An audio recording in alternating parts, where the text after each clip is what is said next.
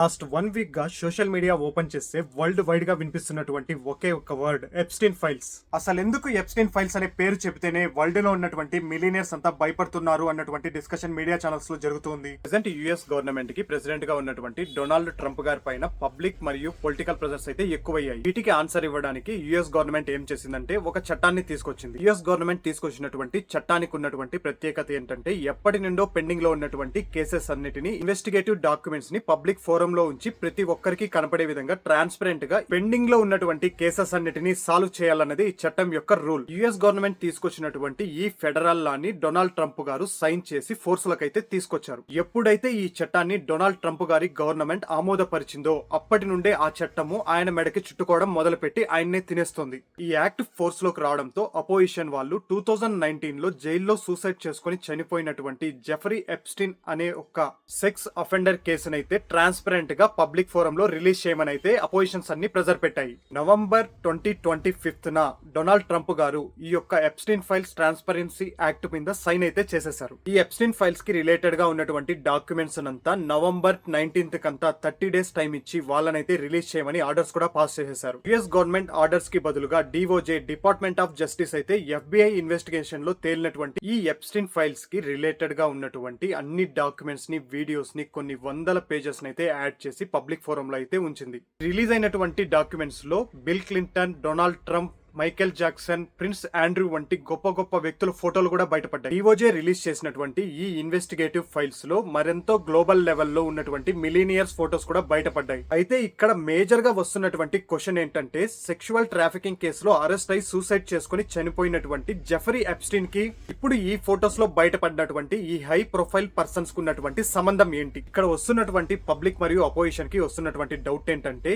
ఈ యొక్క జెఫర్ ఎప్స్టీన్ అనే ఒక సెక్స్ అఫెండర్ ద్వారా ఈ యొక్క మైనర్ గర్ల్స్ నంతా తరలించేసి ఇక్కడ జరిగినటువంటి ఈ యాక్ట్ లో ఈ హై ప్రొఫైల్ వ్యక్తులు కూడా ఇన్వాల్వ్ అయ్యారనేదే ప్రతి ఒక్కరి డౌట్. 2019 లో ఈ జెఫర్ ఎప్స్టీన్ అనేవాడు జైల్లోనే చనిపోయాడు. ఇప్పుడు వచ్చి నిజం చెప్పబోయేది లేదు, వీళ్ళని దోషులుగా తేల్చేది లేదు. 2019 లో జైల్లో జెఫర్ ఎప్స్టీన్ అనే వ్యక్తి సూసైడ్ చేసుకుని చనిపోయాడు అని చెప్తున్నటువంటి విధానంలో ప్రతి ఒక్కరికి డౌట్ వస్తుంది. ఈ ఎప్స్టీన్ చనిపోతున్నటువంటి సమయంలో గార్డ్స్ ఎవరు చూడలేదు, ప్రతి ఒక్కరు పడుకొని ఉన్నారంట. అదే సమయంలో జైల్లో ఉన్నటువంటి కెమెరాస్ కూడా వర్క్ కాలేదనేసి అయితే అక్కడ ఉన్నటువంటి అఫీషియల్స్ అయితే ఆన్సర్ ఇస్తున్నారు. ఈ ఆన్సర్ విన్న తర్వాత ప్రతి ఒక్కరికి ఈ కేసు మీద మరింత డౌట్ అయితే పెరిగింది. చాలా సింపుల్ గా ఏం జరిగింది, ఎలా జరిగింది, ఎప్పుడు జరిగింది అన్న విషయాన్ని అయితే చాలా క్లియర్ గా నేనైతే ఎక్స్ప్లెయిన్ చేస్తా చూడండి. ఇక్కడ మనం ఫస్ట్ తెలుసుకోవాల్సినటువంటి విషయం ఏంటంటే ఎవరు అసలు ఈ జెఫర్ ఎప్స్టీన్? ఈయన సాధారణమైనటువంటి మిడిల్ క్లాస్ లో పుట్టినటువంటి ఒక అమెరికన్ సిటిజన్. 1970s లో ఆయన ఒక న్యూయార్క్ యూనివర్సిటీలో తన స్టడీస్ ని కంప్లీట్ చేసుకుని ఒక మ్యాథ్స్ టీచర్ గా ఉండి తర్వాత ఒక ప్రైవేట్ కంపెనీలో వర్క్ చేశాడు. తర్వాత 1980s and 90s లో జే ఎప్స్టీన్ అండ్ కో అనే వెల్త్ మేనేజర్ కంపెనీని అయితే ఆయనే ఓన్ గా స్టార్ట్ చేసి ఒక మంచి క్లయింట్ లిస్ట్ అయితే సంపాదించి ఒక గ్రేట్ ప్రొఫైల్ అయితే మెయింటైన్ చేస్తూ వచ్చి మిలీనియర్స్ వెల్త్ మేనేజర్ గా అయితే స్టాండర్డ్ అయ్యాడు.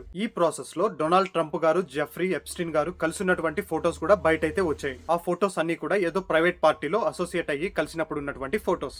ఇద్దరు కలిసినటువంటి ఫోటోస్ గురించి ప్రెస్ అడిగినా, పబ్లిక్ ఫోరం లో ఎవరు అడిగినా ఈ ట్రంప్ గారు ఏం చెప్తున్నారంటే అప్పట్లో మేము మంచి ఫ్రెండ్షిప్ గా ఉండే వాళ్ళము, తర్వాత మా ఫ్రెండ్షిప్ డిఫర్ అయింది అనేసి అయితే ఆన్సర్ ఇస్తున్నారు. దీంట్లో ఎంతవరకు నిజం ఉంది అనేది ఫ్యూచర్ లో తెలియాల్సి ఉంది. ఇప్పుడు దీనికి రిలేటెడ్ గా ఒక ఎగ్జాంపుల్ అయితే ఇస్తా చూడండి. 2005 లో ఫామ్ బీచ్, ఫ్లోరిడా అనే ప్లేస్ లో అయితే ఒక ఫ్యామిలీ వాళ్ళ అమ్మాయికి ఏదో అన్యాయం జరిగింది.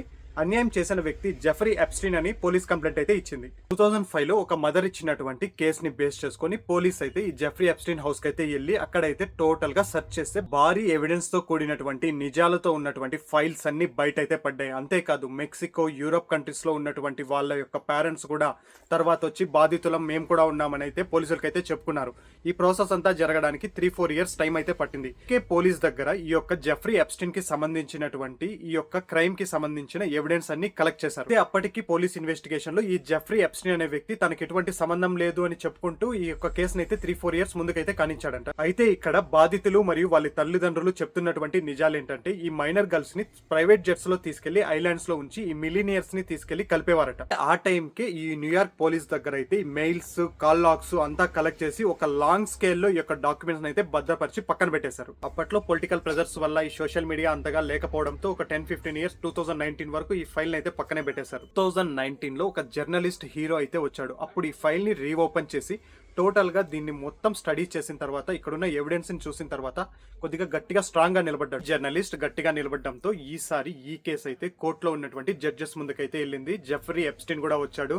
ఇతను చేసిన దరిద్రాలన్నిటికీ సాక్ష్యాలకైతే కుదవలేదు. సాక్షులు సాక్ష్యం చెప్పారు అండ్ మెయిల్స్, కాల్ లాగ్స్ అన్ని తీసి ఎవిడెన్స్ కోర్టులో అయితే చూపించేశారు. ఈ ఎవిడెన్స్ అన్నింటినీ చెక్ చేసిన తర్వాత కోర్టు అయితే జెఫ్రీ ఎప్స్టీన్ అనే వ్యక్తిని ఖైదు చేస్తూ 2019వ సంవత్సరంలో జూన్ 6వ తేదీన జైలుకి అయితే పంపించేసింది. జైల్లో ఉన్న జెఫ్రీ ఎప్స్టీన్ షాకింగ్ గా నెల తిరక్క ముందే చనిపోయాడని చెప్పి లీగల్ గా అనౌన్స్ చేశారు. అతను చనిపోయాడో చంపేశారో మనం క్లారిటీగా మాట్లాడుకోలేం, కానీ ఒకవేళ చంపేసింటే ఎందుకు చంపేసింటారో అనే క్లారిటీ అయితే మనకు వస్తుంది కదా. అయితే ఈ ఎప్స్టీన్ చనిపోయే సమయంలో గార్డ్స్ పడుకొని ఉన్నారంట. జైల్లో ఉన్నటువంటి కెమెరాస్ అయితే వర్క్ కాలేదంట. విషయం తెలుసుకున్నటువంటి ప్రజలందరూ డొనాల్డ్ ట్రంప్ గారు పబ్లిక్ ఫోరం లో కానీ సోషల్ మీడియా ముందొచ్చి ఎటువంటి టాపిక్ రైజ్ చేసినా దాని కింద అయితే కామెంట్స్ లో రిలీజ్ ఎప్స్టీన్ ఫైల్స్ అని అయితే ప్రజలైతే భయంకరంగా ఆయన పైన ప్రెజర్ అయితే పెడుతున్నారు. నిజంగా డొనాల్డ్ ట్రంప్ గారు ఈ కేసులో ఇన్వాల్వ్ అయ్యారో లేదో అన్న విషయం మనకైతే తెలియదు, కానీ ఫైనల్ కన్క్లూజన్ లో అయితే డెఫినెట్ గా తెలుస్తుంది. ప్రపంచ దేశాలన్నిటికీ నేనే లీడర్ అని చెప్పుకునే అమెరికా దేశము ఇప్పుడు ఏ స్థితిలో ఉందో అని చెప్పడానికి ఇది ఒక చిన్న ఎగ్జాంపుల్. ఈ లీడర్ కంట్రీ అని చెప్పుకున్నటువంటి ఈ అమెరికా తీసుకొచ్చిన ట్రాన్స్పరెన్సీ యాక్ట్ అయితే ఈ కేసుని ఎలా ముందుకు తీసుకెళ్తుంది అన్న విషయాన్ని కూడా ముందు మనం చూడాల్సి ఉంది. అన్ని కేసెస్ లో లాగానే ఇక్కడ కూడా మనీ అండ్ పవరే డామినేట్ చేస్తుందా, లేదు ట్రాన్స్పరెన్సీ అండ్ లీడర్షిప్ ని వీళ్ళు ప్రూవ్ చేసుకుంటారు. మనమైతే ఈ కేసు ఎండ్ వరకు మనమైతే చూడాలి. ఈ డిఓజే అనౌన్స్ చేసినటువంటి రికార్డ్స్ అన్ని పరిశీలించిన తర్వాత ప్రజలు ఏమంటున్నారంటే అనౌన్స్ చేసింది 10% మాత్రమే, ఇంకా రియల్ ఫ్యాక్ట్ 90% అయితే గవర్నమెంట్ దాచిపెడుతోంది అని డిమాండ్ చేస్తూ ఉంది. ఫైనలీ లీడర్ అని చెప్పుకుంటున్నటువంటి కంట్రీ అమెరికా